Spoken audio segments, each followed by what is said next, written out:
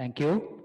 I actually have the privilege of coming from behind the stage um, because we are connecting this event, uh, main event, to several remote hubs situated across the world.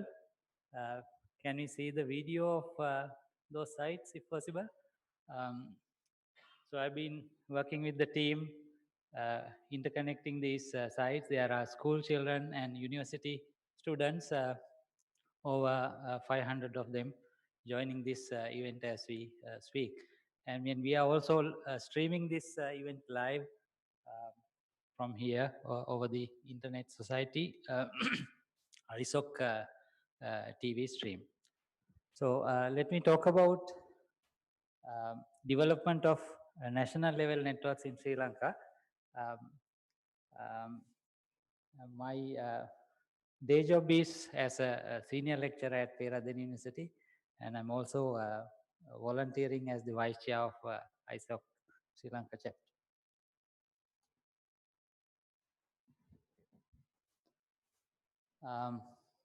So what do we mean by national level networks? There are, of course, a large number of national level networks in this country.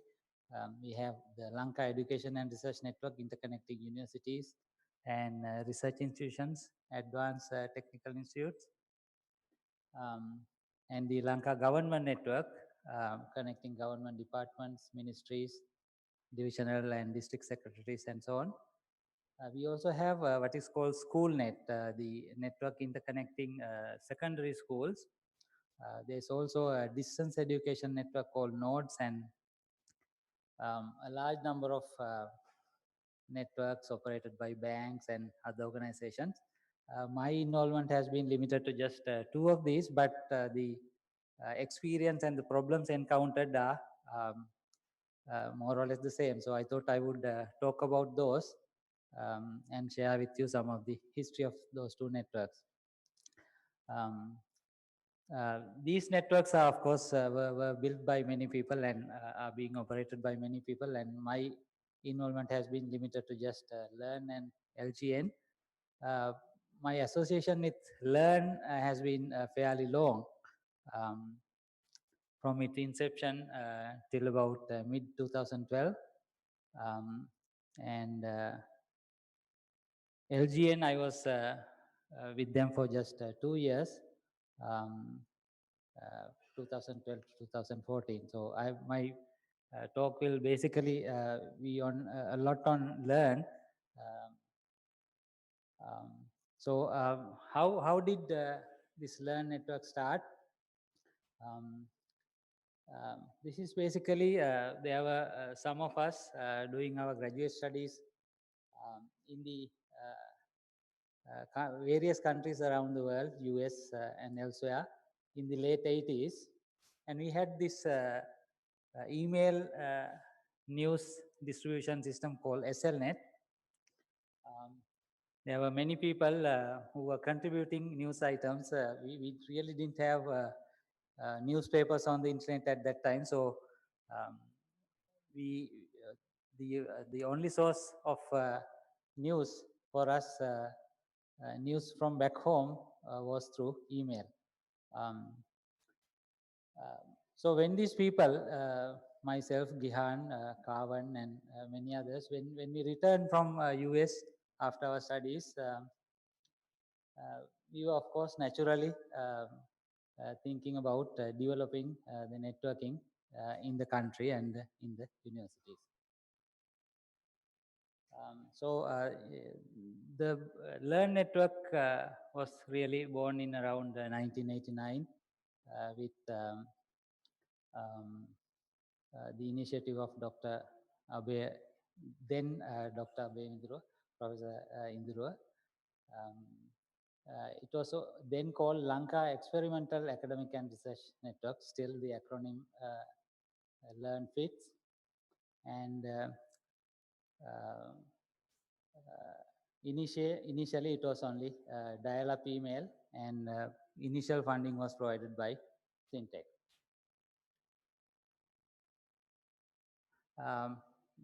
The LEARN mail operation was based on a protocol called UUCP, um, email transferred through dial-up links. And um, to give some statistics, 644 messages totaling 627 kilobytes were transferred over the internet link in 1 month. You can imagine the size of the traffic, how small it is compared to what you would do today. We had 50 sites in Sri Lanka by 1994. I was really not directly involved in the first phase because I only returned in 1994. So this was mainly spearheaded by Professor Gihan Dias and others. Then the first inter-university network was built in 1995, interconnecting 3 universities uh, um, using 64 kbps links. And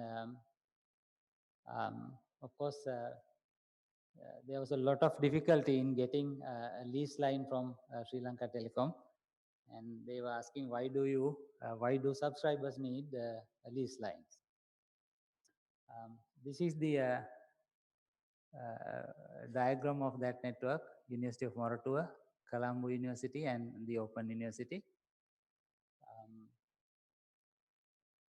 Now this was really an isolated network, isolated in the sense no direct connection to the internet. And you can see the dial-up connectivity to internet through email relay. The LEARN network got internet connectivity later, and this is a bit of the history. CompuServe in early 1995, Lanka Internet Online on 11th May 1995, and LEARN internet connectivity through SLT established around that time. And then the LEARN network expanded to nine sites, 7 universities, and the NARESA, which is NSF now, and the Arthur C. Clarke Center via University of Moratuwa. This is 1996 to 1998. The structure was, of course, a hub structure with all the lines at 64 kbps.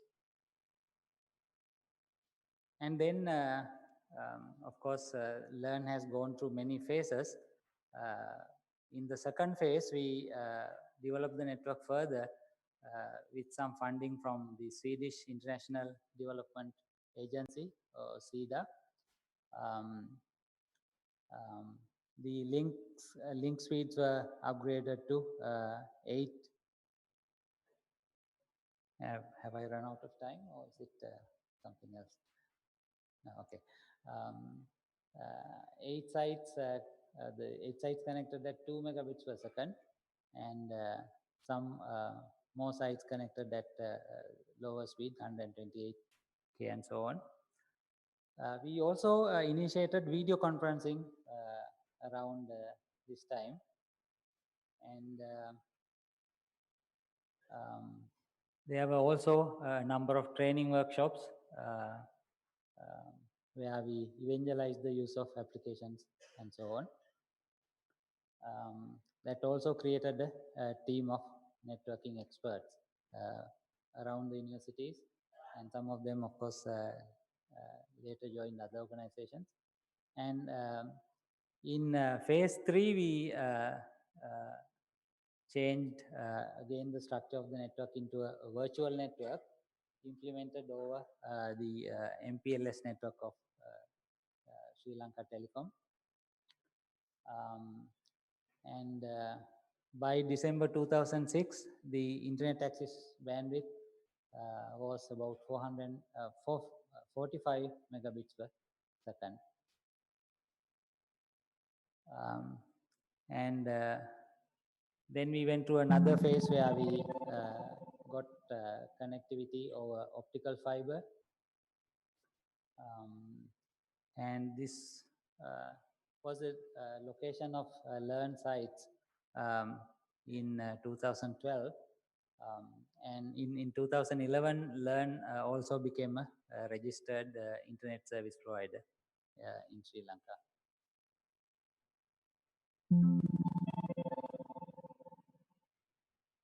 And some of the achievements which I would like to mention, the Learn network at a point was not really connecting all the public universities, but this is now achieved. Various benefits to members, especially lower prices.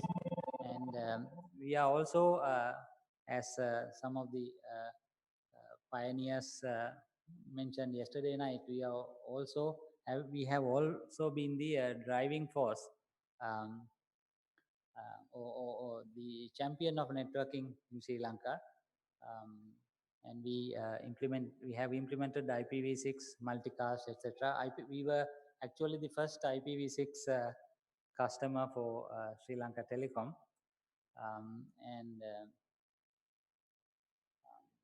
So my direct involvement with Learn technical operations actually ended in 2012, but the network has grown now in those 2.5 years. The bandwidths have now increased to 500 megabits per second. That is individual link bandwidth. And the total internet bandwidth consumption is 1.5 gigabits per second. That's a significant portion of the total internet bandwidth coming into the country. We are also considering a direct international connectivity to the rest of the world. One of the key milestones in Learn's history is connectivity into what is known as the research and education networks, or RNE networks. This diagram actually shows the quality of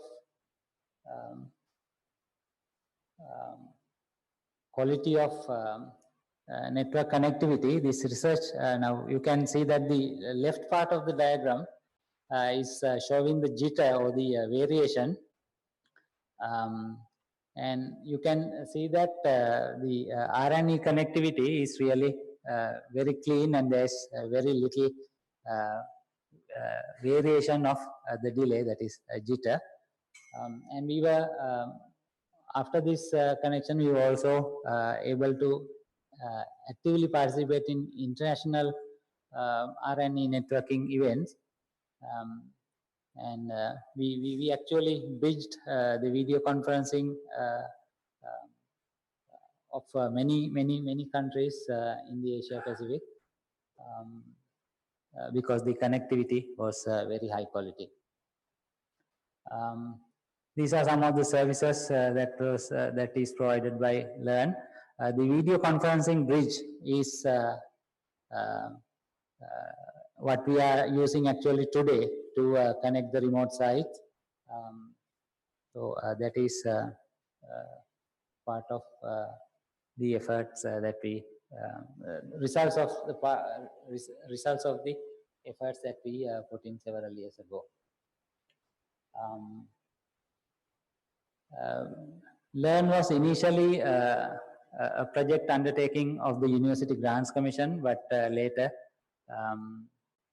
it changed as a non-profit organization, registered as a non-profit company in 2009, and that has been fairly successful.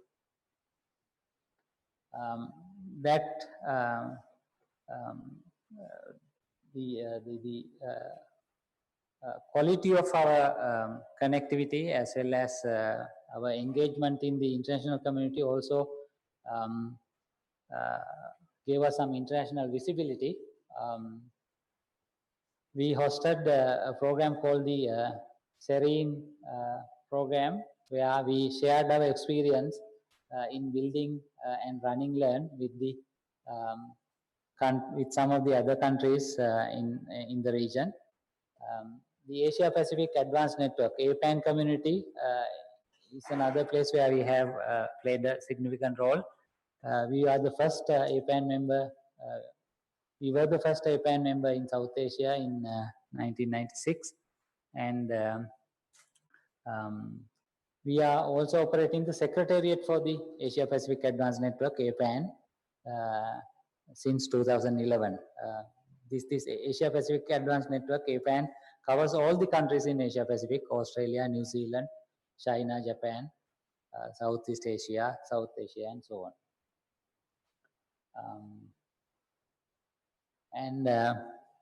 My involvement at the LGN has really not been in building, but I was there for a period of 2 years, during which some developments took place, but most of the network had been operational before that.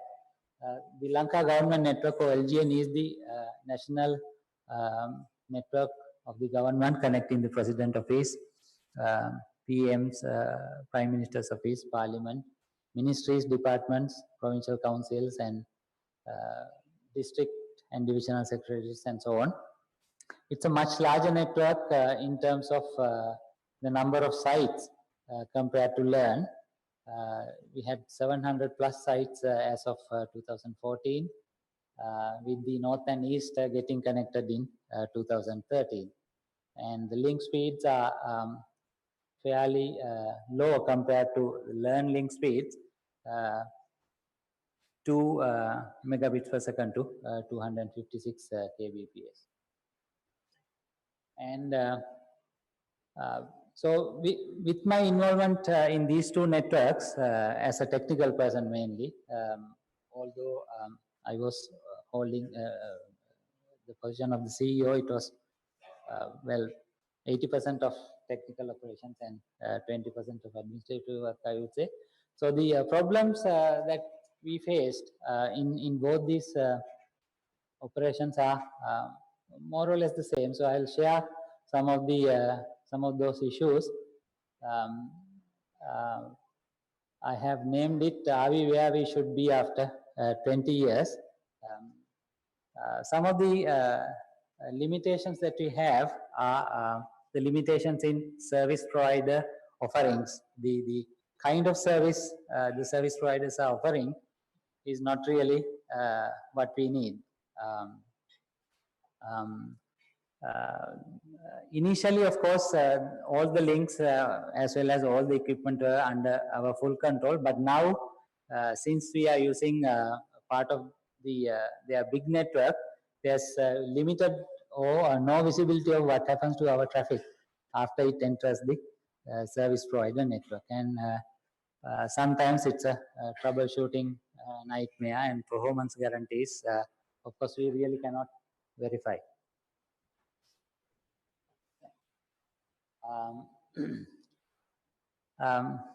So many of our neighbors are actually enjoying leased fiber. So this is, of course, one of the things that I wish we had available in this country. In other countries where like India, Pakistan, and Bangladesh, our colleagues, the people who we are working with in the research and education sector as well as the government sector are enjoying this enjoying leased fiber, where they have more control of what is in their what goes in their network.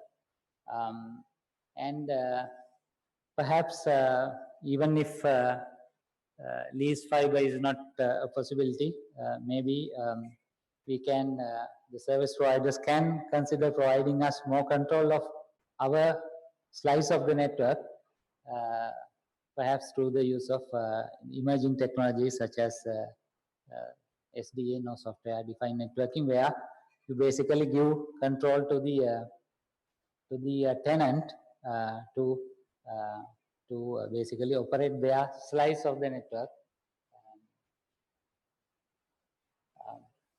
So those are in the wish list.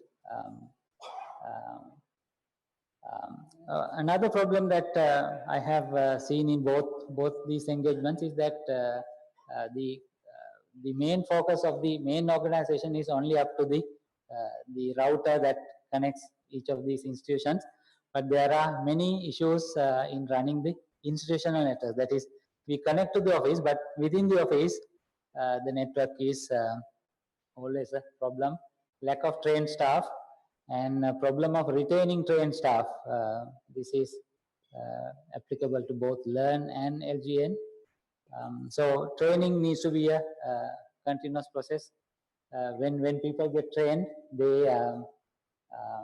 they move away. So that is also a problem.